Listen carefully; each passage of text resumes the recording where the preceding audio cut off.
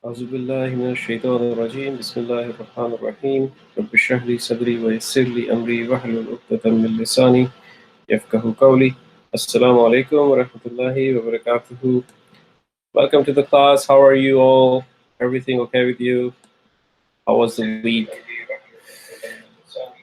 Everything okay? I'm still setting up my system a little bit, so that's why I was 2 minutes late. Sorry about that. I need to just open these chat boxes, put next to the windows so I can see when you write. So I hope everything was fine with you. The week was okay. You had good chance to cover up the content that you wanted to revise. You got the chance to practice the Jumla Ismiyah that we did last time. If you have, that's great. Today we are going to start a new topic, inshallah, which is in itself a new. It's a very good, interesting topic too, which is Jumla Fi'liya and the fail-based sentences. I think that is going to really help us out. Walaikum assalam, Taha. How are you doing? Everything okay with you? Excellent, excellent, excellent. Okay, good. So did you guys manage to do some practice on the ism-based sentences, or did you not get a chance too much on that? Because today we're going to close the ism topic for now, and we'll start the new topic, inshallah, which is the fi'l. Fi'l in itself is a very nice topic. I like fi'l, and it brings a lot of insight into the language that you learn in Arabic. Generally speaking, it is a very important topic. Without fi'l, you cannot just do many things. So fi'l is very nice. I really like fi'l.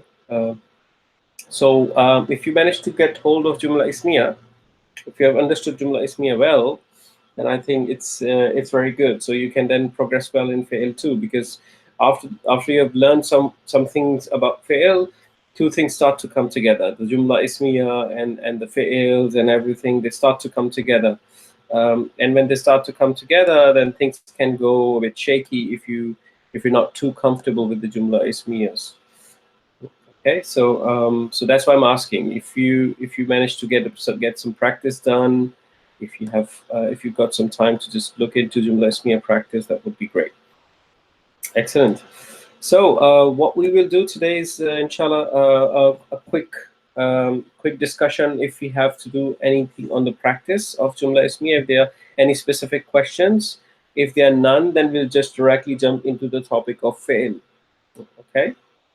All right, so I will share my screen with you as usual, and you should be able to see it in a few seconds. Wait a second. Sharing my screen now. You should be able to see it in a few seconds now. Okay? Inshallah. Good. Excellent. As always, I have my broadcast in front of me. I know what you see, and I see what you see.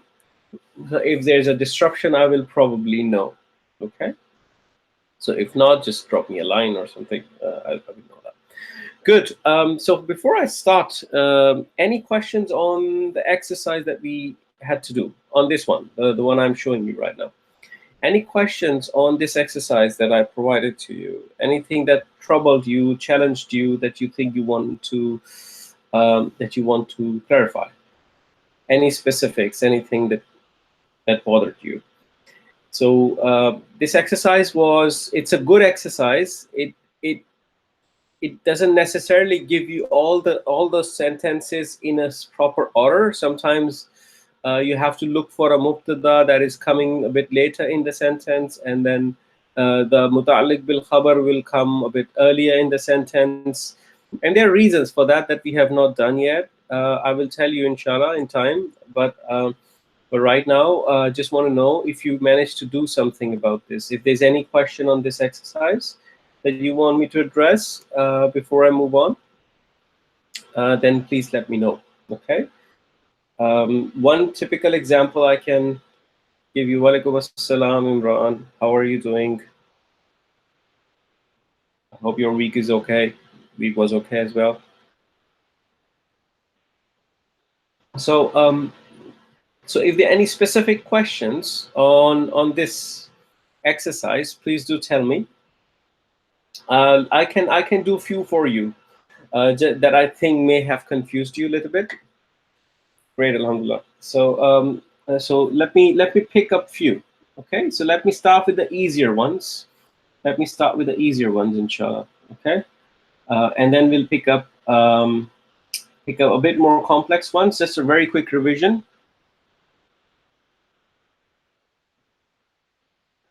That's fine. You did good, Talha. I think there are a lot of rules, and you need to, of course, revise them. That's a good thing. You did good. So what we can do few here in the class, no problem, and then you can pick this up and do it perhaps tonight or tomorrow sometime. On Monday, I will open up a test. The test is not very difficult, to be very honest. I think the level of understanding you all have, I'm pretty hopeful, inshallah, you will be able to do good. But let's do some exercise here a little bit before I jump on to the Jumla Fi'liya. I just want to make sure that you're fully stoned on in your mind with the Jumla Ismiyah, inshallah. Okay, so let's pick a few. I'm going to use my world-renowned famous legend, which is 1 is equal to Mubtada. Yes, Mubtada. 2 is equal to Khabar. Okay, and 3 is equal to Muta'alliq bil Khabar. Okay, Muta'alliq bil Khabar. Just keep this legend in mind. Okay? So number 1, Mubtada. So Mubtada I know can be an ism in Rafa or a harf of nasab with its ism. Yes, harf of nasab with its ism. So what I'm looking at is al-anfalu, which is an ism in Rafa, right? Which is an ism in Rafa, and I can call it a Mubtada. Yes, which is an ism in Rafa. Then I go forward and I find lillahi. I know lillahi is a jar majroor, right? A good practice is you first identify the fragments. It's a very good practice. If you just, instead of even first thinking about mubtada, khabar, and muta'alliq bil khabar, you just first go and identify all the fragments. Okay? If you go and identify all the fragments, then you would find it easy to label them in terms of the sentences, right? So when you look at lillahi, you know this lillahi is harf of jar. There is a lam in the beginning, which is a harf of jar lam, this one. Okay, and there is a word Allah, when connected to the harf of jar lam, it becomes lillahi. It's just like alhamdulillahi we did last time, right? So you can say it's a harf of jar fragment. Yes, true. But then you go forward and you find war rasulihi. War rasulihi. Okay? And this vowel is a connector vowel here. This vowel is a connector vowel here. It's a connector vowel. It's a connector. You could argue why it is not a harf of jar, because the ism after it is in jar. Because the ism after it is in jar. Because the ism after it is in jar, you could say, oh, this is not a connector vowel. It's a harf of jar vowel. That's a valid way of thinking. But when you will go and translate this, the oath at this point in time will not make sense. It's talking about for Allah and His Messenger. For Allah and the Messenger. Okay, this is the statement like this. For Allah and the Messenger. And when you translate it in that context, you will understand that for Allah by the Messenger would not make really sense. Okay, then it will tell you, the context will tell you it is effectively the connector vowel, not the harf of jar vowel. Because there is a connector, the effect of this lam gets propagated to ar-rasuli too. Okay, it gets propagated to ar-rasuli too because of this connector vowel. Okay, you understand this connector vowel. Therefore, this entire fragment, I'm going to call a harf of muta'alliq bil khabar, which is number 3. Okay. Yes. There is no khabar here. There is no khabar here. Okay. So this sentence has a right sequence. 1 comes first, and then 3 comes after it. But there is no number 2. There is no khabar. Okay. So that's how you should be thinking. So practice this exercise. It's a good exercise for you. Okay? Let's go forward here. Okay. Now, فَإِنَّ اللَّهَ فَإِنَّ اللَّهَ فَإِنَّ اللَّهَ. Do you have any clue where is the mubtada? Is there any fragments? Can we identify the fragments? فَإِنَّ اللَّهَ. I see some fragments here. I just want to know if you can identify them. Okay. فَإِنَّ اللَّهَ شَدِيدُ الْإِقَابِ. So what I'm looking at here is I'm looking at فَإِنَّ اللَّهَ right now. Okay. I'm looking at فَإِنَّ اللَّهَ right now. So this, if I just ignore the fur part, which is a connector, too, which we have not done. I've briefly mentioned it means so or then. So or then. Fur means so or then. THEN, not AN. Okay. THEN, then. Okay.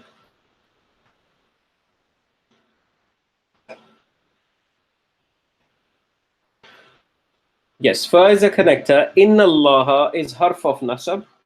Harf of nasab. Yes, it's harf of nasab. I agree. And then there is another one which is here in the end, right? So this is shadidul iqabi. This is an idafa, isn't it? This is an idafa.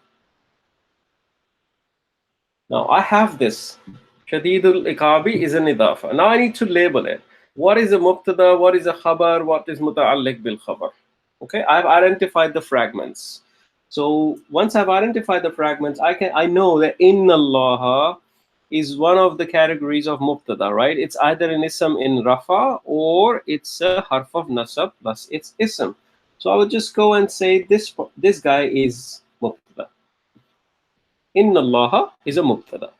Okay, correct.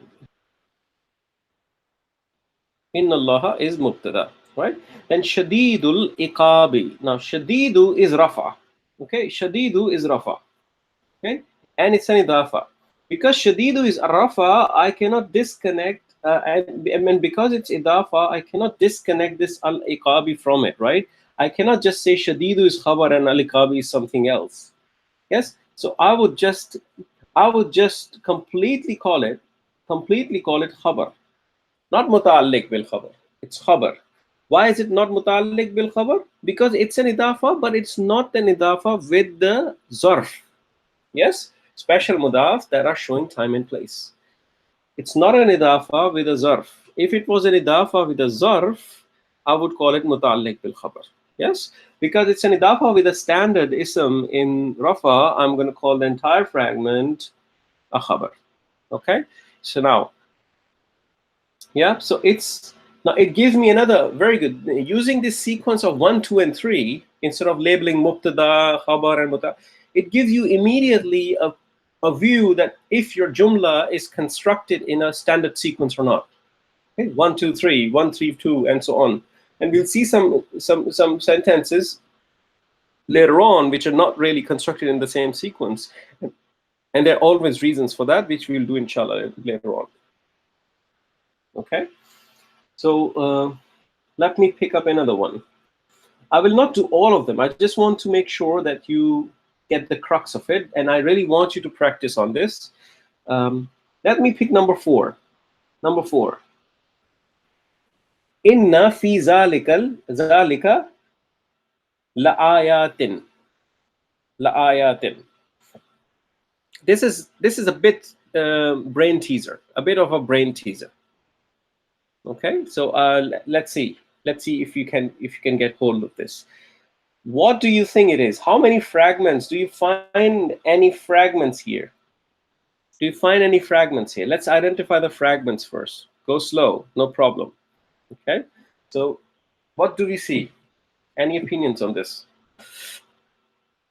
I need to find fragments. Okay,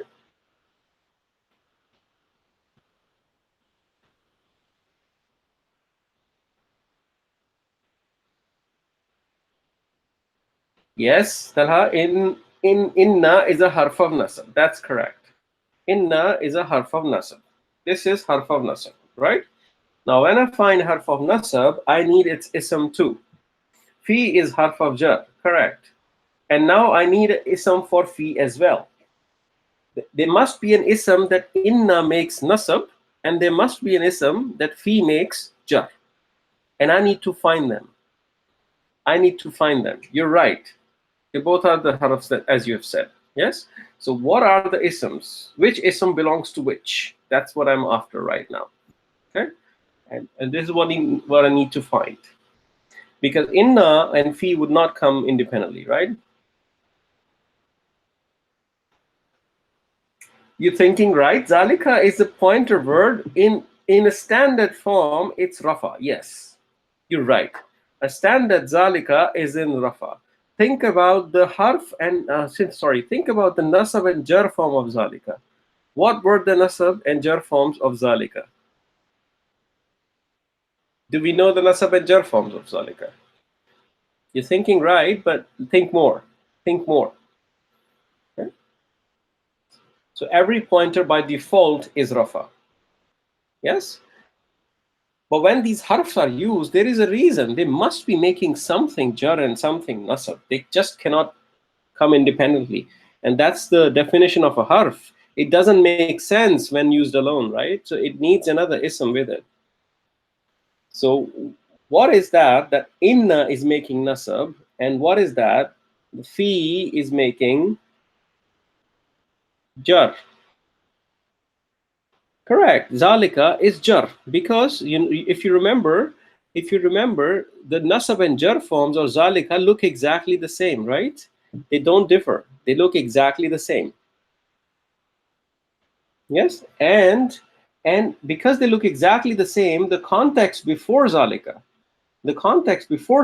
which is fi, tells me this zalika is actually jar. Yes, this is actually jar. So I can just say, okay, this fi zalika is a harf of jar. Overall, this is a harf of jar for me. Okay, this is a harf of jar fragment for me. Okay.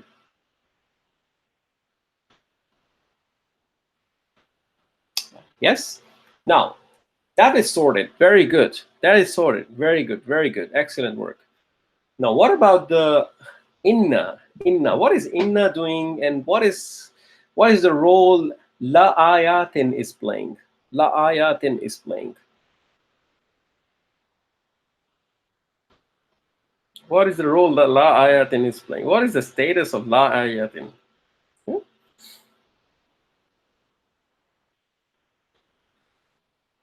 Yes, Stella. Yes, Imran. I think what you're thinking. This is exactly how I want you to think. What you're thinking, zalika can also be nasab, but why is it not nasab? Okay, this is a very good point. Hold this thought. Hold this thought, and we'll come back to this. Okay. Let's talk about the la ayatin, and this will become clear, very clear, inshallah. Just hold this thought. Don't forget this question. Okay? So let's look at the la ayatin. La ayatin. Okay. So now la ayatin. What is the status of la ayatin? True. Very good. So harf of nasab can tolerate the long distance relationship, right? So that's what we learned. So inna could potentially be making either zalika nasab, or it could potentially be making ayatin nasab. Yes, it could be making nasab, any of these two isms, but it has to choose one. Which one is nasab? That's the question we're trying to answer. You're thinking absolutely right. Inna could make zalika. But what is the reason zalika cannot be nasab? Can you think of a reason why zalika cannot be nasab? Think about it. What you're thinking is great, excellent. This is how you should be thinking. But I want to understand why zalika, I cannot call zalika nasab. Why? And why I cannot call la ayatin ajar? Because ayatin belongs to a muslimatun chart. It's like muslimatun, muslimatin, muslimatin. the nasab and jar forms both were muslimatin. Just like that, it is ayatin, ayatin. Excellent, Talha. Very good. Harf of jar does not tolerate a long distance relationship. Very good, Imran.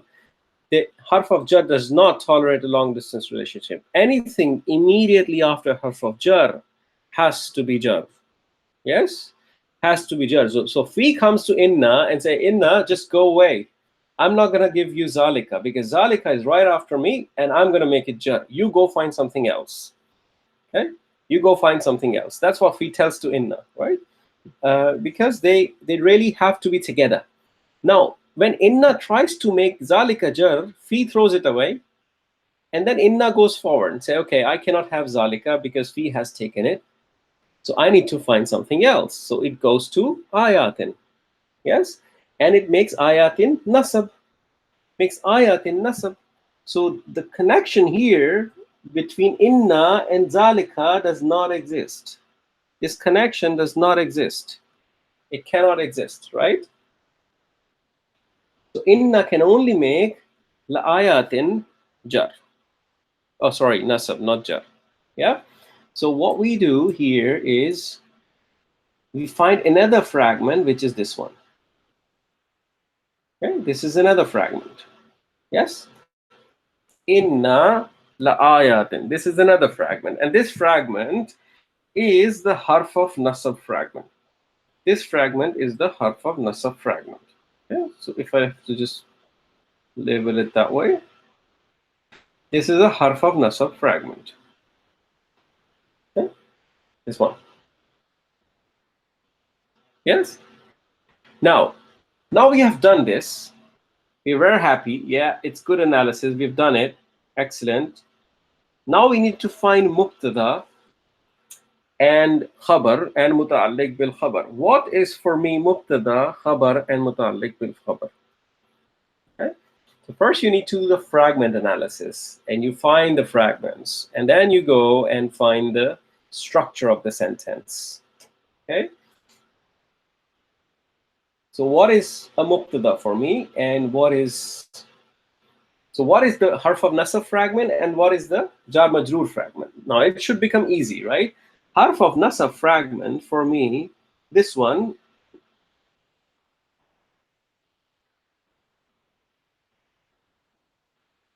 It's a very good thought. I was waiting to come to this, but you have picked it up, Imran.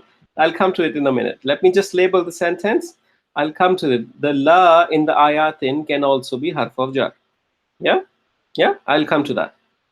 Give it a second. Give it a second. Okay? So the inna la ayatin is a mubtada. Okay? And fi zalika is a muta'alliq bil khabar. Yes?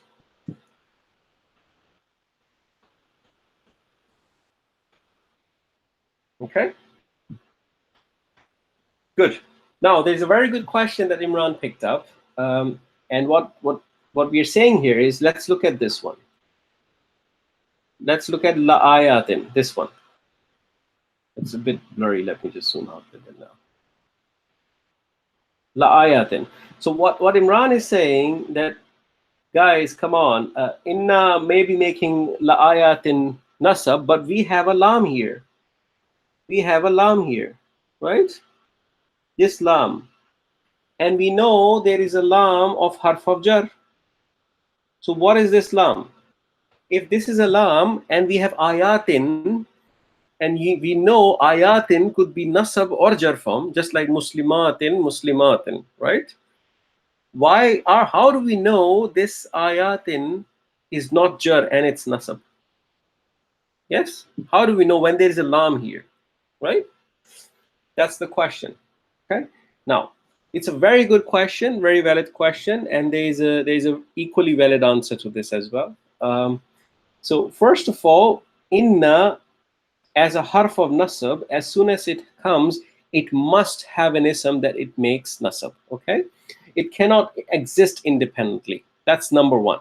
Okay, but that's true for the lam as well. right? If it was a harf of jar lam, it must have an ism too. It cannot operate independently. But the lam you have studied so far is a harf of jar lam. There is another lam. There is another lam which is an emphasis lam, which is an emphasis lam.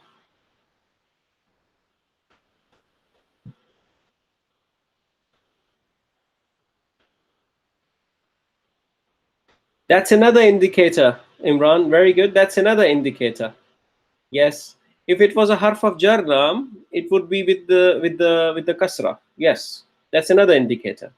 But I'm telling you a bit more than that. Yes, you're right.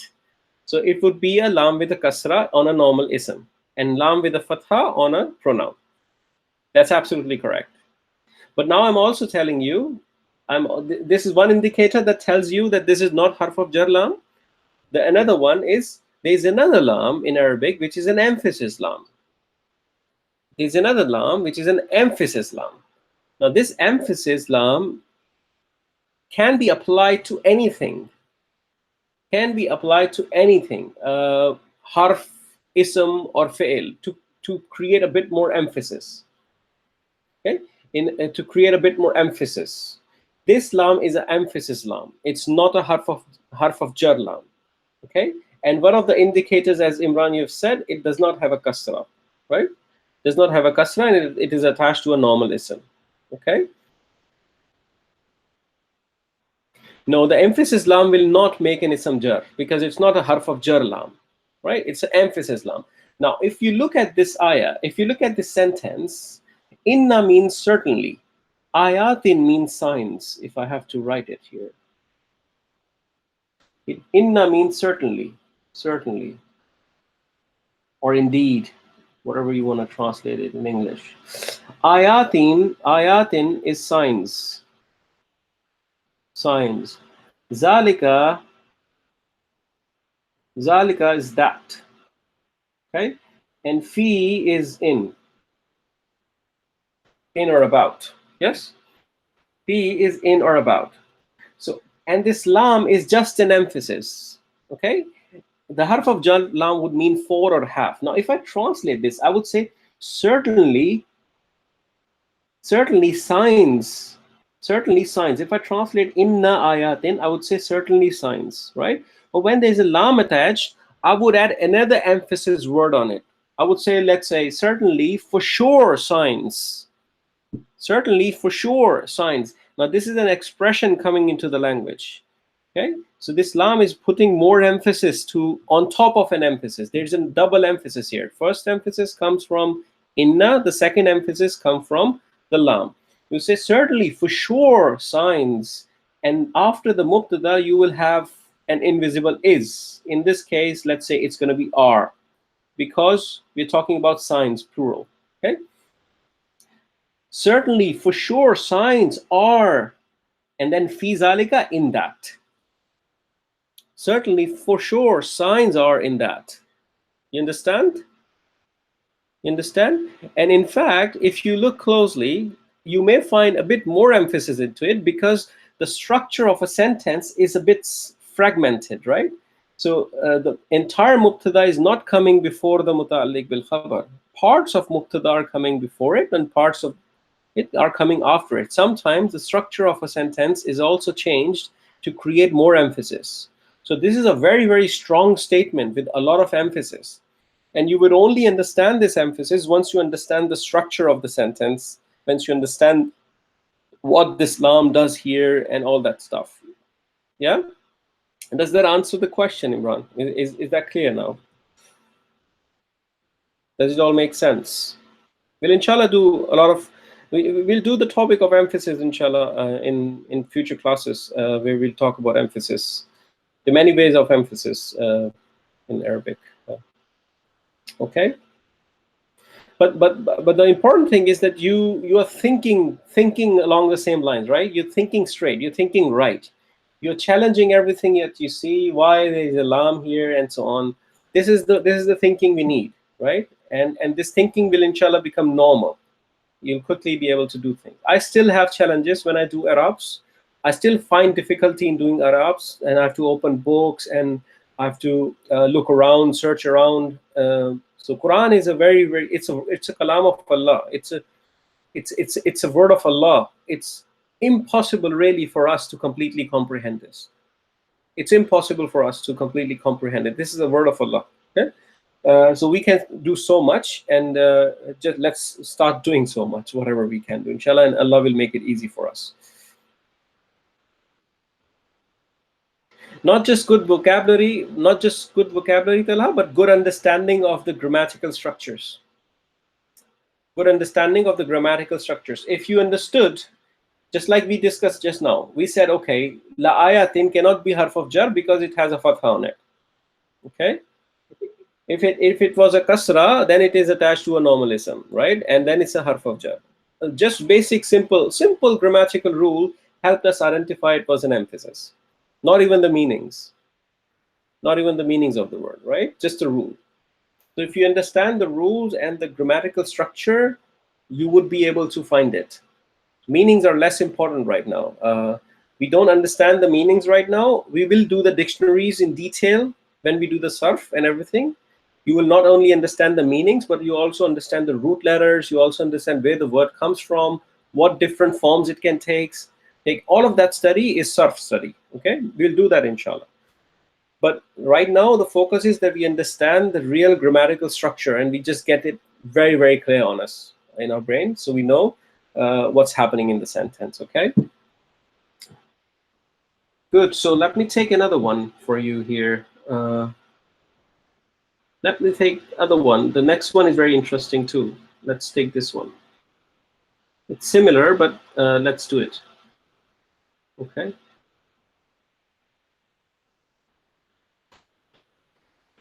It's similar. Okay. So let's see if you can help me out with this. Let's see if you can help me out with this. Wa anna lil kafirina azaban nari. So I need to identify fragments. That's my step one. Just make it a rule of thumb that you first go and identify the fragments as much as you can. Because once you have the fragments, you would be able to label them very quickly. Okay, so what I'm looking at is an in anna, which is a harf. Yes, it's anna is a harf. Which harf is this? That's what I need to find. So for my vocabulary, it's a harf of nasab, right? Inna, anna, ka anna, bi anna, laita, lakinna, la alla. And va is a connector. Yes, it's a connector. Va is a connector. Okay, that's right. Va is a connector. Okay, that's true.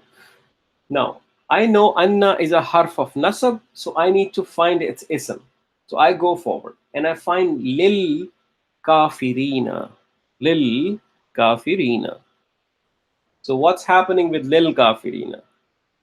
So this is something I need to understand. Okay, lil kafirina. Any clues on lil kafirina?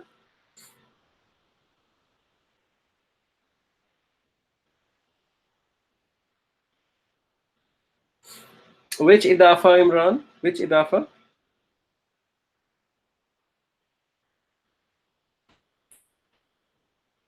Yes, Talha, lil kafirina is a plural form, correct? And it could be nasab or jar. What I need to find here is what is the status exactly. You're right. It could be either nasab or jar.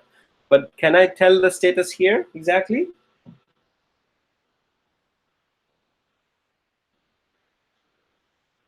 Do we exactly know the status of kafirina?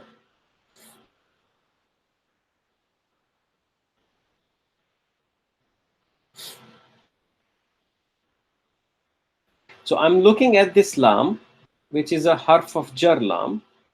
This lam is a harf of jar lam. Okay. Yes. And lil kafirina is jar because of that harf of jar lam. So I'm going to call this entire fragment a harf of jar fragment. Okay. Then I move forward and I find azab an nari. Yes. Azab an nari, Imran, you rightly said it is an idafa. It's an idafa. True. Okay. Idafa. Now I found the fragments, but I'm still looking for the ism for anna. Anna is alone. Anna says, hey, where is my ism? Yes. Anna says, where is my ism? I'm alone. Can you help me out, please? So where is the ism of Anna? Anna.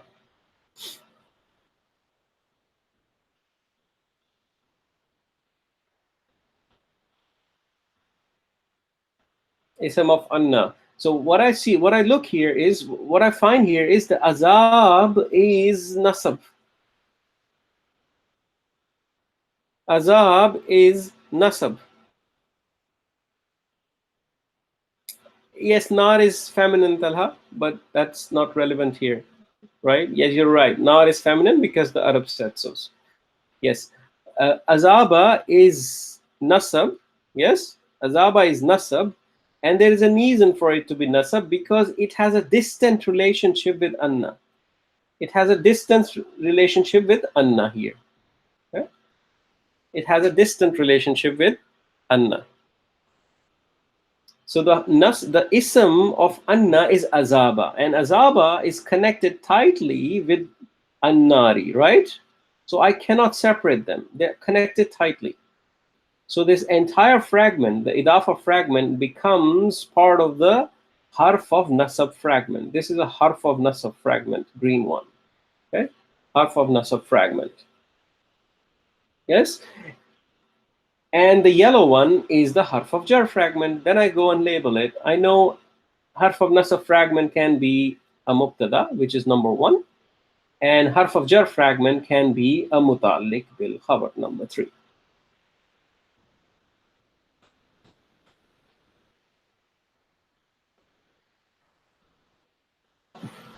Okay,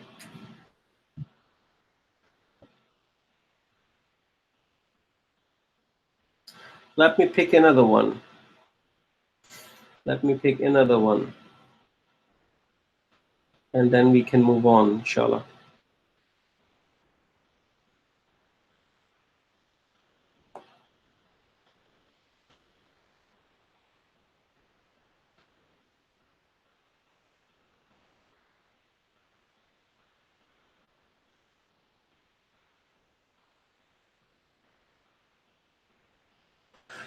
Okay, let me pick number 11. Let me pick number 11. We'll do number 11, we'll do one more after it, and then we'll move on, if and I'll let you complete it in your time so you can practice a bit, okay? Wamin duni hima jannatani. Okay?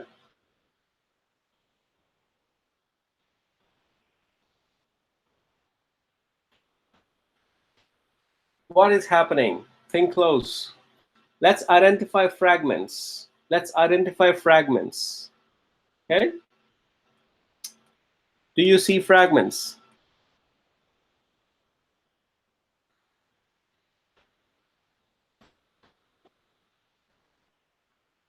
Any fragment here?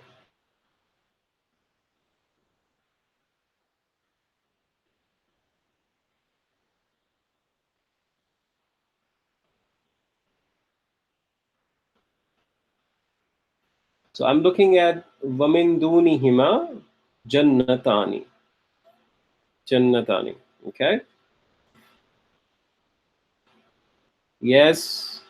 Min is something. Yeah, I know. Yeah. Min is there. What is Min doing? What is Min doing? Is it the short form of minimum or is it the short form of minute? What is Min? What is Min? I'm just trying to find what Min is doing. Yes, correct, both. Yes, it's a harf of jar. Yes, it's a harf of jar. Which ism is it making jar then? Which ism is it making jar? It's a harf of jar, and I need to know which ism is it making jar. So I definitely know there is a harf of jar fragment here now because of the min, but I need to find which one. And I also know that harf of jar does not tolerate a long distance relationship, right?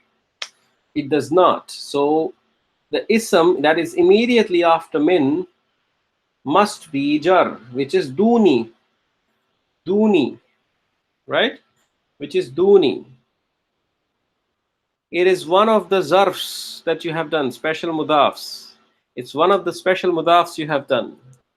Duni. Okay?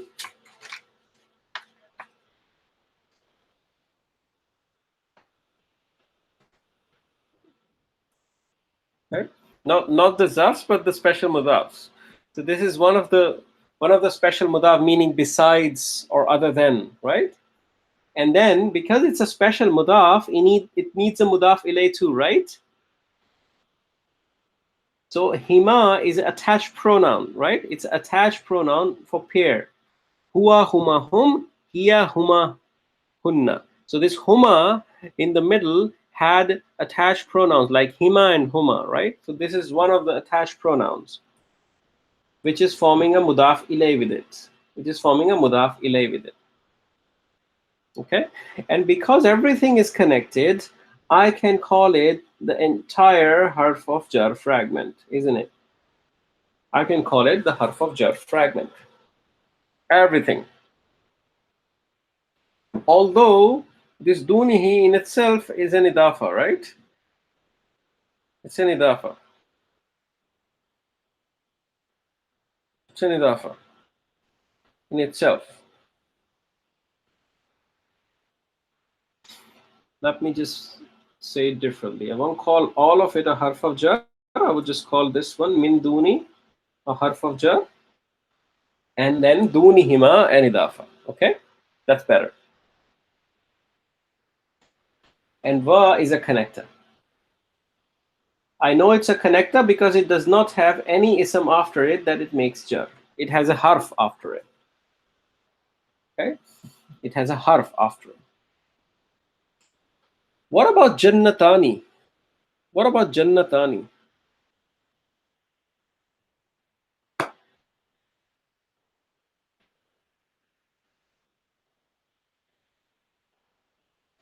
Any views on jannatani?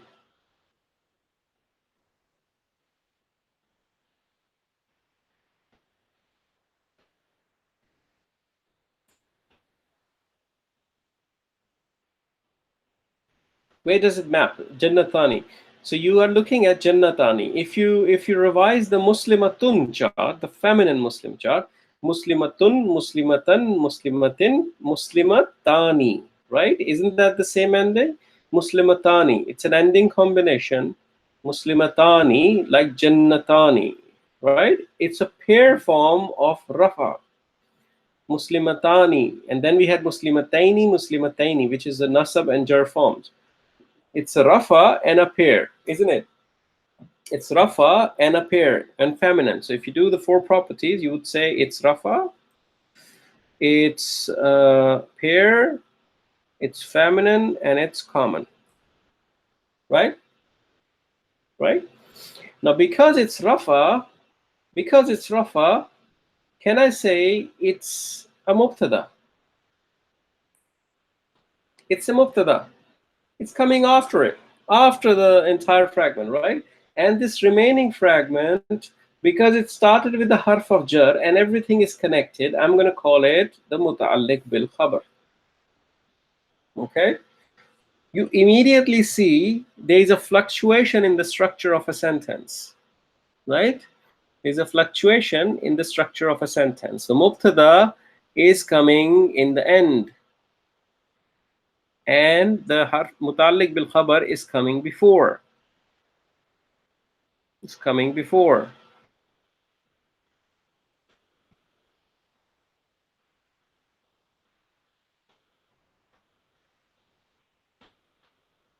You see that? Are you with me on this? Any confusion?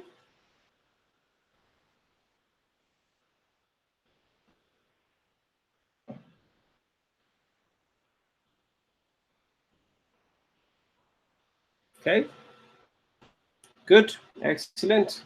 So let's do one more, and then we'll switch to the other topic. Let me take you to number 14. Lahul asma'ul husna. Lahul asma'ul husna. Let's see if you can decode this. Let's see if you can decode this, inshallah. So lahul asmaul husna.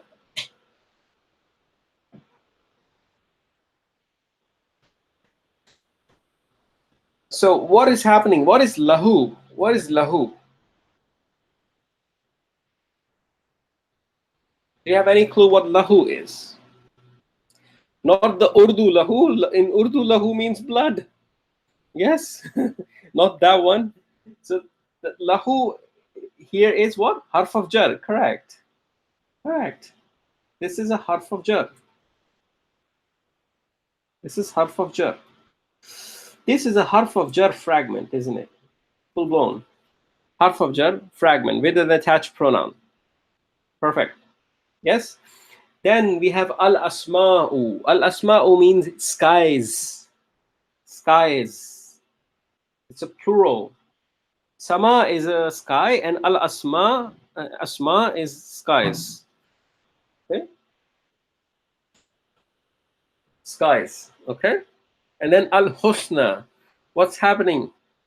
What's happening here?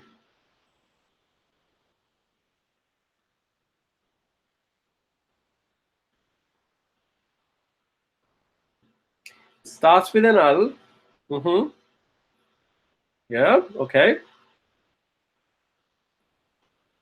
Mm-hmm. Starts with an al. Then what? Ending with a, yeah, it's a, okay. So Talha, probably you're talking about al husna, right? You're right. It starts with an al and ends with a, yeah, which is alif maksura. Masuf sifa, Imran, you're saying yes. You're. Yeah, let's verify that. Yes, let's verify that. If you do the four properties of al husna, it is. Let's start with the al asma. Let's start with the al asma. That would be easier. Okay.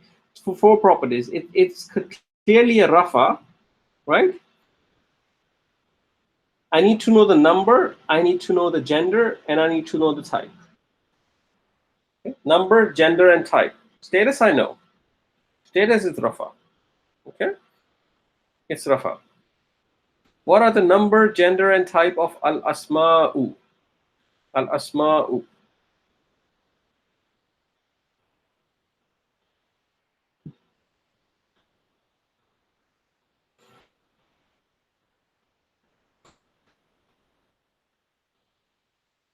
Mm-hmm.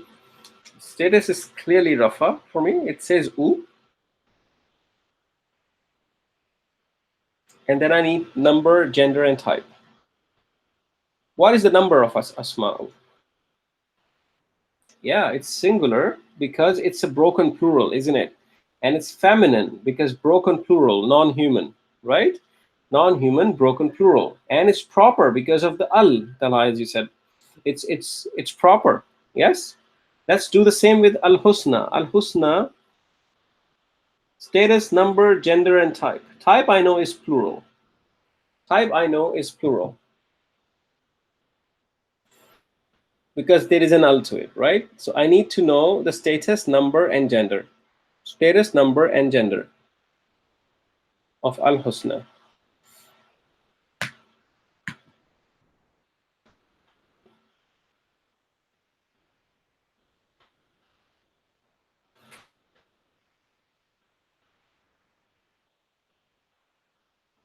Yes, very good, Talha. It ends with the alif maksura. That's absolutely correct. So it will be feminine. It will be feminine. Yes. And it's non-flexible. Yes, it's non-flexible too. Correct, Imran. It's a fake feminine and it's a non-flexible. So I know it's feminine now, and I know it's a fake. It's a non-flexible one, and it's a singular. There's no reason for me to call it plural, right? So there's nothing that tells me it's a plural. There's nothing that tells me it's a plural. What about the status? What about the status?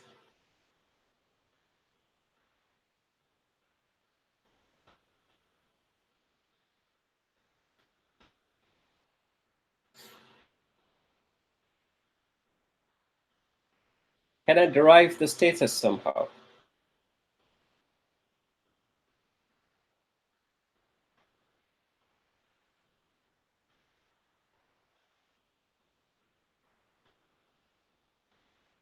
It's a non-flexible. It will not show me the status. It will not show me the status that easily. Yes, because it's non-flexible. Yes, the context tells me it's rafa. If it could be, it is. Remember that statement? If it could be, it is.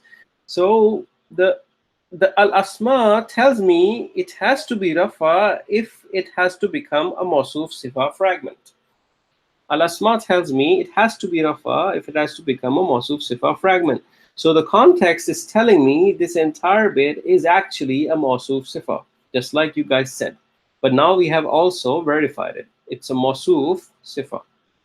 It's not Microsoft, okay? Because you know, you both probably are technology guys. It's not Microsoft. It's mawsuf sifa, okay? Right now, now al-asma'ul husna is one fragment and lahu is another one. I need to label it. What is mubtada and what is khabar?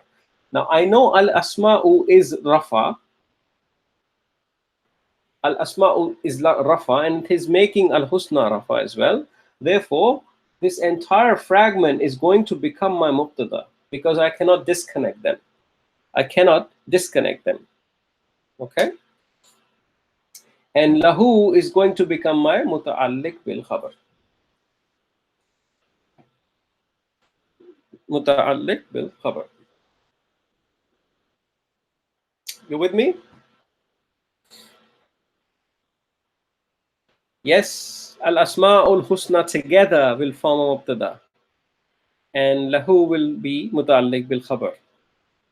Yeah, because they both are connected as a mawsuf sifa. Okay, good, excellent, wonderful, great, guys. Please practice this at home, inshallah. It is very interesting exercise. It's very, very mathematical. It will literally force you to juice your brain a little bit here and there, but this is exactly what you want, right? You need to just juice your brain here. So just spend time doing this exercise, and if you have any troubles, you can bring it in the class. We can always come back to here this exercise and try to address that, but just do your best, okay? Inshallah. So what I want to do now is I want to move to another topic. Not here, not here, here. Okay. I want to move to another topic, which is a new topic. But before I move, I want to give you some insight into what you have learned so far. Okay, little bit, a quick teaser, Okay. So what you hear in the azan all the time, you hear Allahu Akbar.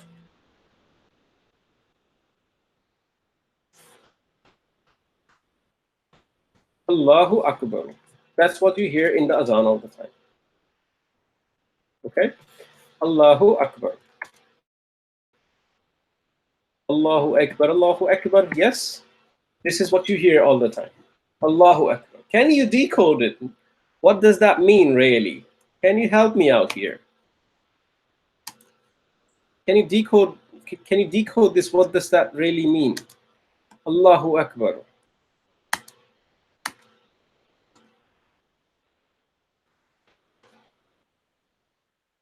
What you're effectively looking at here is, what is this word Allah, lafzul jalala? What is this lafzul jalala?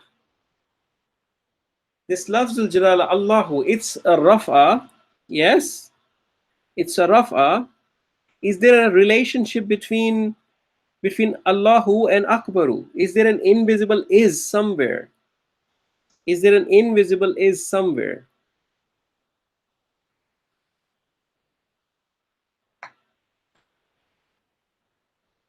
Is there an invisible is somewhere? Oops.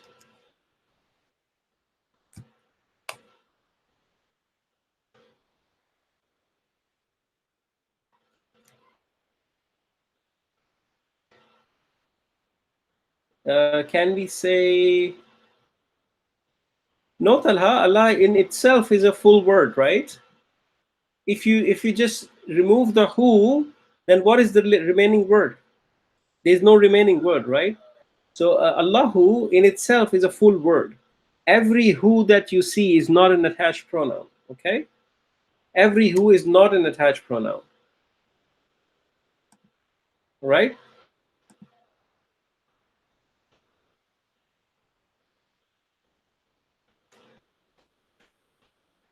This Allahu is a mubtada here. It's a mubtada here. That's what I want to bring you here to. This is a mubtada here. Allahu is a mubtada here. Okay, it's Allahu. The word Allahu is a mubtada, right? It's a full sentence. It's a full sentence. Allahu is a mubtada, right? There's a break in the chain. There's a break in the chain, or it is a proper followed by common, right? It's a proper followed by common. The word Allahu is proper. Akbaru is common, right? It's not proper. It's not Al Akbaru, it's Akbaru. It's proper followed by common. So there is an invisible is here. And the part before invisible is Allahu, and then the part after invisible is Akbaru. Can I say Allahu is Mubtada and Akbaru is Khabar? Can I say that? You with me on this?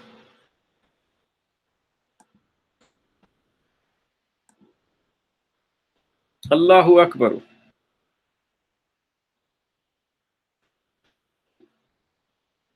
This is what you hear in the azan. This is what you hear in the iqama when you go and do the salah. Allahu Akbar, Allahu Akbar. Yes? This is what you recite in the takbir in the Eid. Allahu Akbar, Allahu Akbar, La ilaha illallah, Wallahu Akbar, Allahu Akbar, Walillahil hamd. Right? That's what you do all the time. So you need to know this. So Allah, if I translate this in English, Allah, and then I would say is. Allah is. This the first word is Allah, which is the muftada, and then there is an invisible is. And what is akbaru? Do you know what akbaru means? Do you know what akbaru mean? Any ideas? Any thoughts?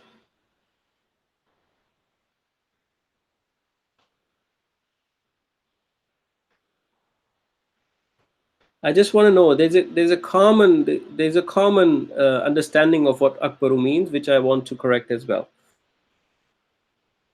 So there are things. There are things great. They could be greater.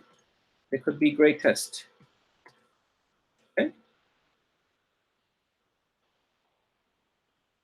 Which one do you think it is? Is it great, greater, or greatest? Great, greater, or greatest? Which one is it in your point of view? I know you. I know you grammatically do not know, but I'm just trying to find what you have learned throughout your life so far. So I know that you have learned it grammatically correct or not. So many people, and you can tell me what you think it's greatest. Hey, most of the people I've found, they would say Allah is greatest. Greatest.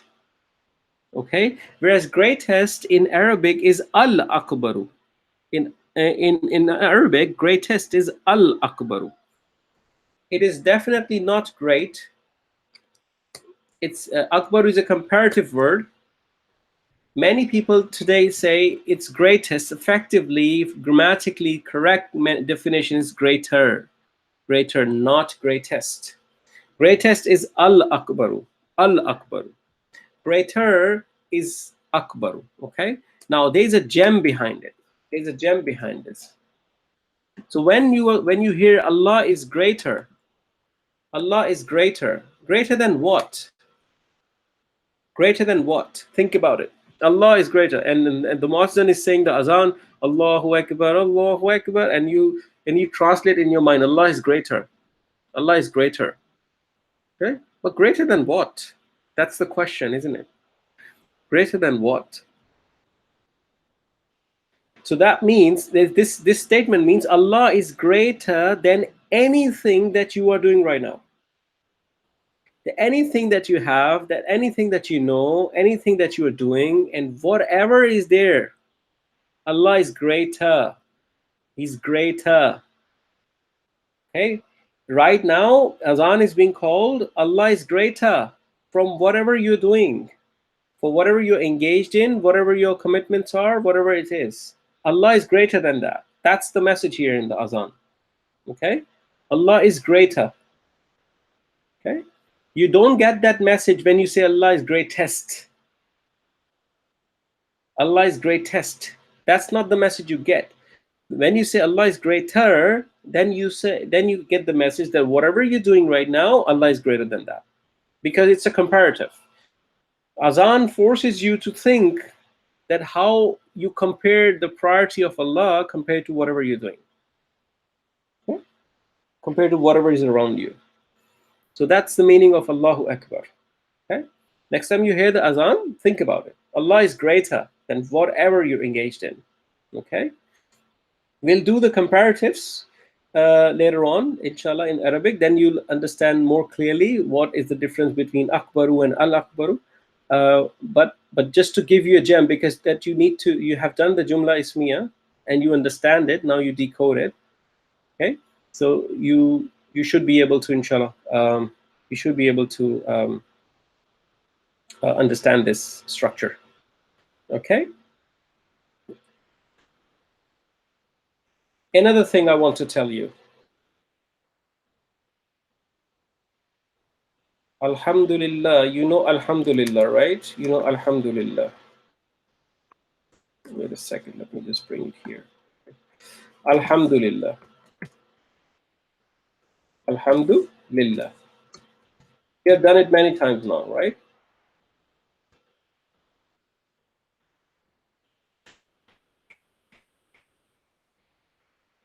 Alhamdulillah. Alhamdulillah. And we did that this was a sentence where Alhamdu was the mubtada, Alhamdu was the mubtada, and Lillahi was a muta'alliq bil khabar. Yes? You with me? Lillahi was muta'alliq bil khabar. Alhamdu was mubtada and Lillahi was muta'alliq bil khabar. This was 3 and this was 1. This is what we have done. It's a standard structure of Jumla Ismiyah, right? Same sequence. Oops.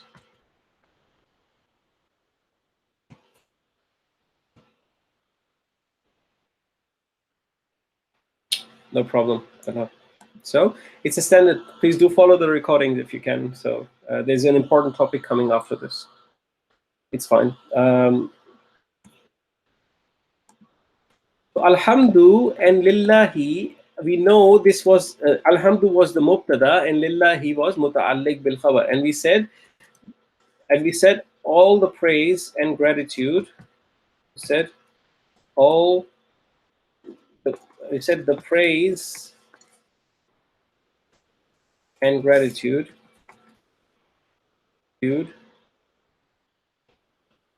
is for Allah. That's how we translated this.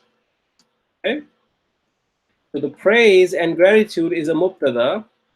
It's a mubtada, and then for Allah is a muta'alliq bil khabar. It's a muta'alliq bil khabar. Okay. And there's an invisible S between them. I just want to give you another gem that you probably have not noticed so far, but it's there. Okay. It's there. This is how we translate this. Alhamdulillahi. Okay? Alhamdulillahi. There's an invisible S here. But then when there is Eid, right? What we do is we recite a takbir, right? We recite a takbir in the Eid. And we said, and we say effectively, we don't say Alhamdulillah, we say Lillahil hamd. Right? Lillahil hamd. I just want you to have this gem in your mind. Lillahil hamd. Lillahil hamd.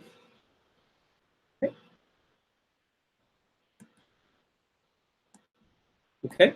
That's what we do when we do the takbir in the Eid. Allahu Akbar, La ilaha illallah, Wallahu Akbar, Walillahil hamd. Yes, you know this. This is the takbir we do when we go for the Eid Salah, inshallah. So, so I want you to understand the difference.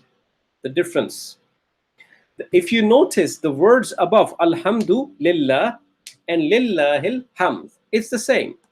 It's still lillahi, it's still harf of jar, and it's still muta'alliq bil khabar. There is no difference, okay? It's difficult to select everything, okay? There's no difference. This is still mubtada, and this is still muta'alliq bil khabar. The only difference is mubtada comes after and muta'alliq bil khabar comes before. That's the only difference. Okay, that's the only difference. How does this change the meaning?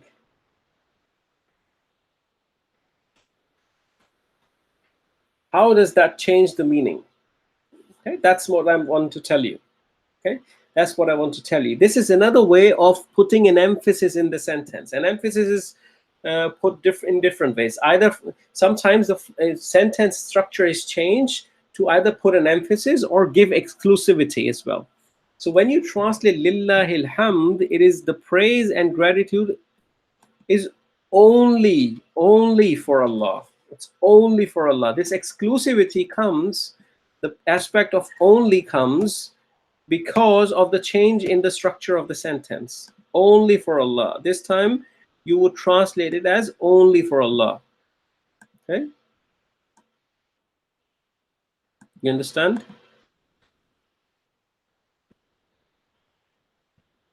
In fact, I should be saying are here now, not is. Are only for Allah. Okay?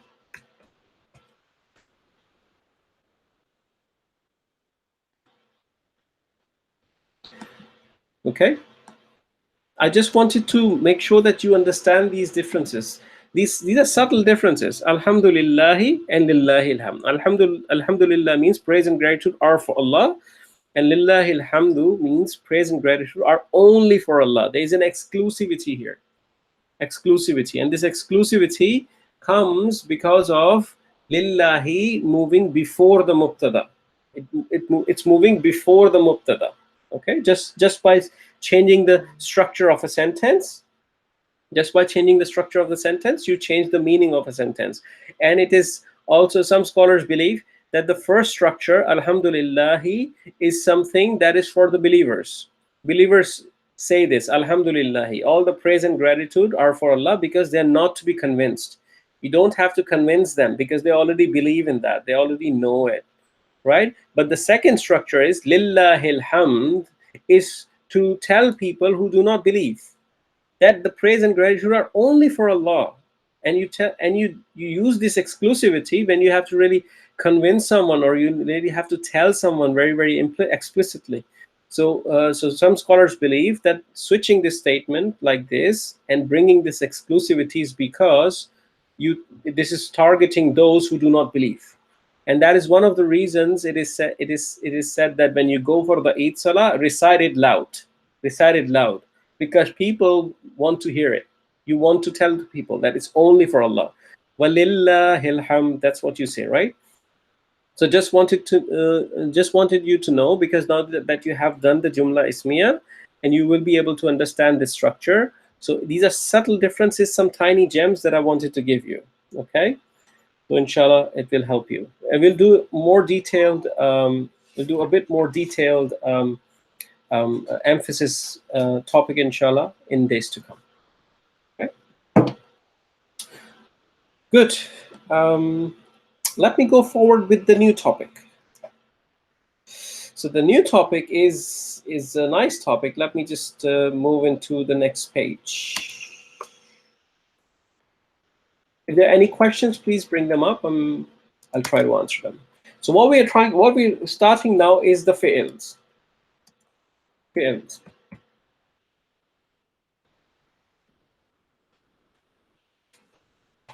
Fi'il. So what you have done so far in the ism, is for the ism. Just remember this.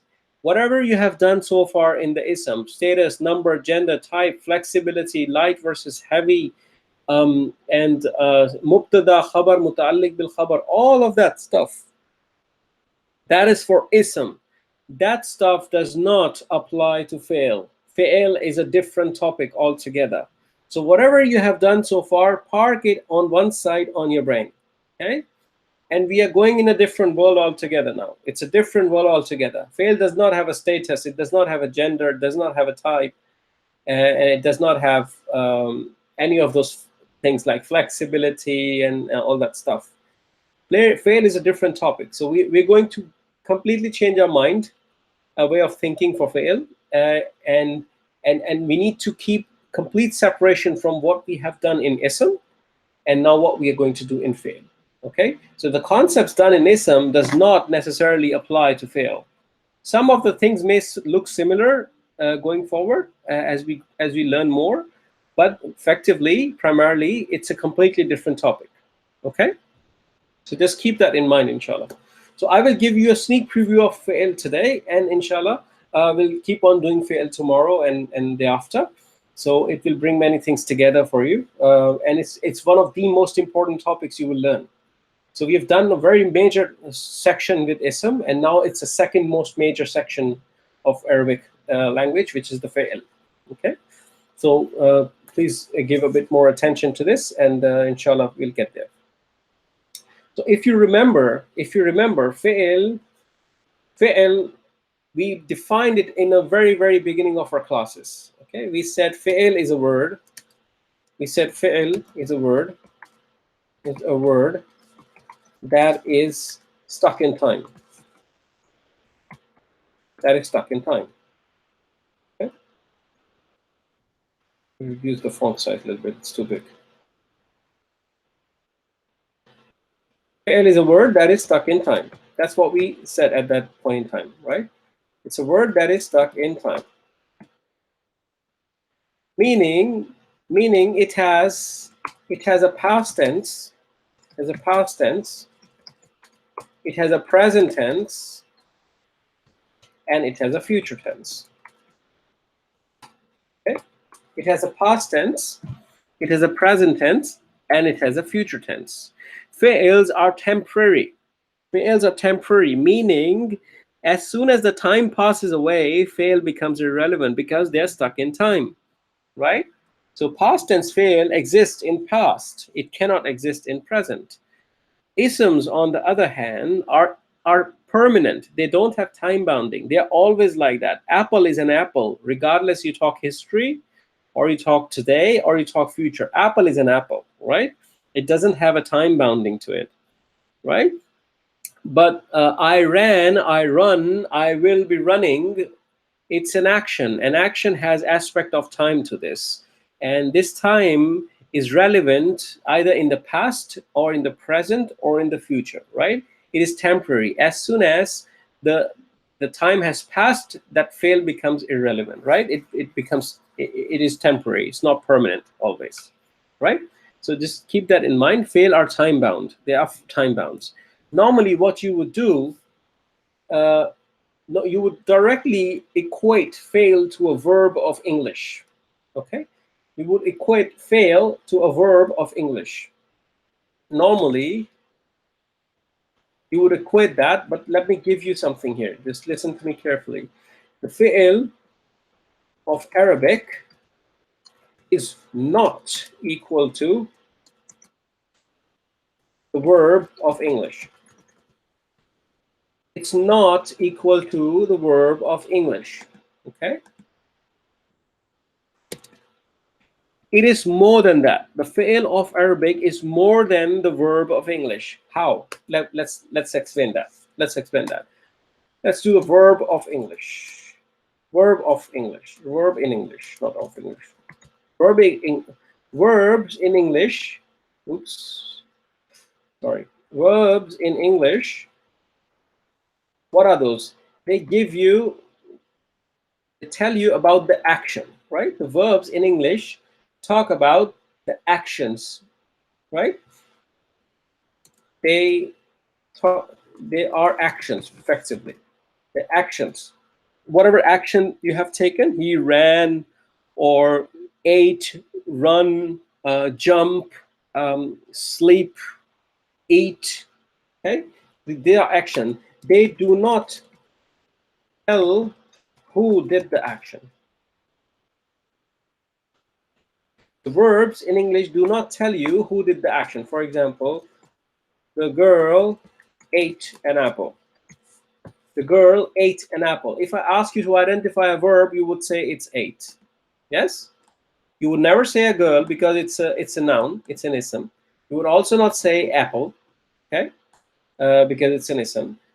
And if I say, let's say, the car drove quickly, you would say drove is a verb. What you're talking about here, you're only talking about the action, not the doer of the action, right? You're only talking about action, not the doer of an action. It just conveys an action. Verbs in English only conveys an action. Okay? Now, fi'ls in Arabic.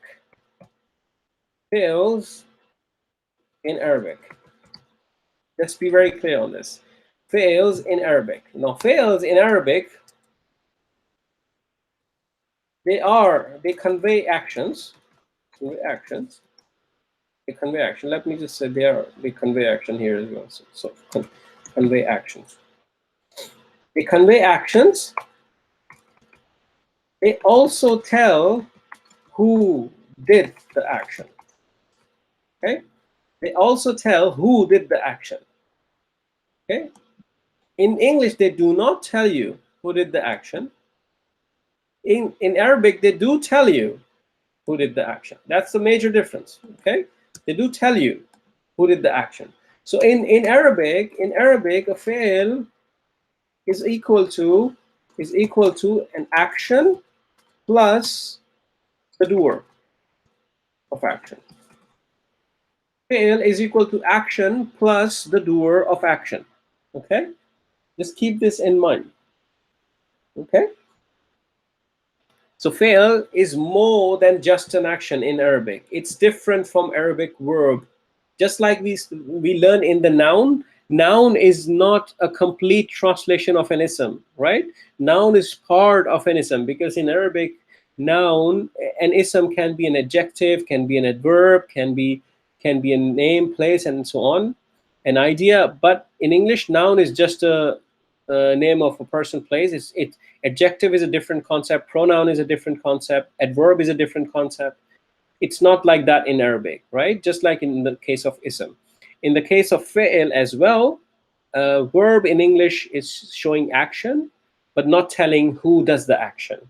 In Arabic, fi'l shows an action, it conveys an action, but also tells who did the action. Okay? Any questions so far on this?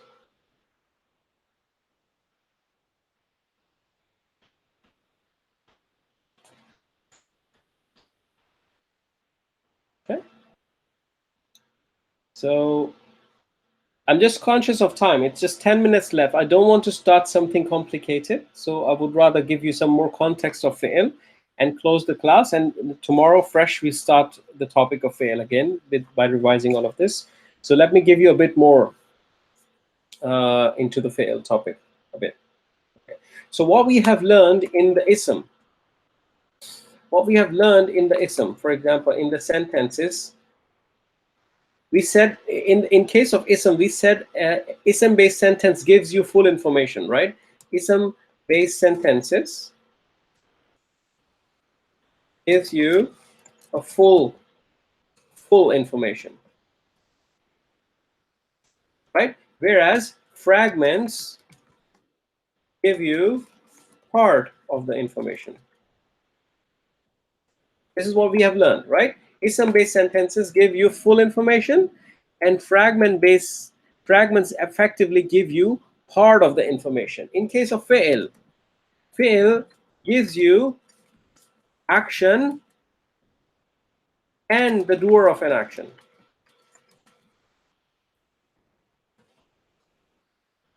Okay? Fail gives you action and the doer of an action. That means it is effectively a full information. Full information. Okay? It gives you full information. For example, he ate. In English, there would be two words. He would be a noun and ate would be a verb. But in case of Arabic, it would be it is represented by one fail only. He ate, or you slept, or let me just make, oops, what am I doing? New lines, okay. For example, he or she helped, they came. In Arabic, all of these would be represented by one fi'il. He ate is one fi'il. You slept is one fi'il. She helped is one fi'il. They came is one fi'il. So a fi'il gives you a full information. Okay, full information. It's not just giving you the action, but also the doer of the action. Therefore, fi'il in Arabic is a full sentence on its own. Okay, fi'il, a single fi'il in Arabic is a full sentence on its own. Okay, it's a full sentence on its own. Remember this. If you just write one fi'il, it means full sentence. For example, let me give you an example. Okay, there's a fi'il that we will fall in love with very soon, which is called nasara. Nasara. It's a fi'il that's called nasara. Okay, nasara. Nasara means he helped. He helped. Not just helped. Nasara means he helped. Because whenever you translate fi'ils in Arabic, you translate it with the inside doer, with the doer that is coming with it, doer of the action, right? So every fi'il has an inside pronoun in it, hidden in it. I will do that in detail tomorrow, inshallah. I'm just giving you cream on the cake right now, so you have this context when you come back to the class tomorrow, inshallah. Okay, so a fi'il in Arabic is a full-blown sentence. Although it's just one word, nasara, but it's a full fi'il-based sentence called a jumla fi'liya. Okay, it's a full fi'il-based sentence called a jumla fi'liya. Okay, another example could be, for example, aktubu. Aktubu. Aktubu. Aktubu means I write. I write.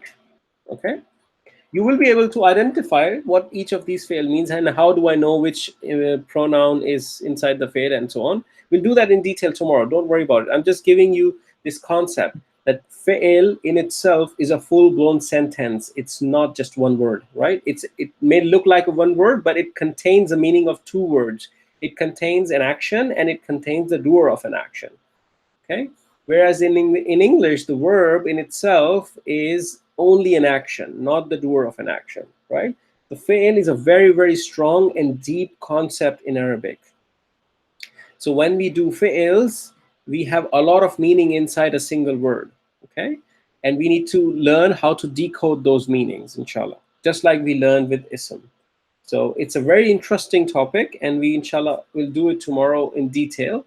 So I don't want to dive into the fi'il in detail now. It's just 4 minutes left, so I would rather close the class, and inshallah tomorrow we'll dive into it a bit more detail. Okay. So is there any question so far? Is there any question so far on this? Anything that is not clear? Anything that you want me to clarify before I close the class? So my view is that we close the class now, 4 minutes early, so we start fresh tomorrow. So I think if I start now with the fi'il topic, it's not going to be, it's going to be abrupt ending. So let's start fresh tomorrow, inshallah, with the fi'il topic, and use this time to practice the ism that we have, the exercise that we just did. And inshallah tomorrow we start fresh. If there are no questions, Great. If there are questions, put them on WhatsApp. Inshallah, I'll try to answer, or someone will definitely answer them. So until then, jazakumullahu khairan for joining. I hope the class was useful for you, and I will see you tomorrow, inshallah, same time, same channel. Until then, assalamu alaikum wa rahmatullahi wa barakatuh.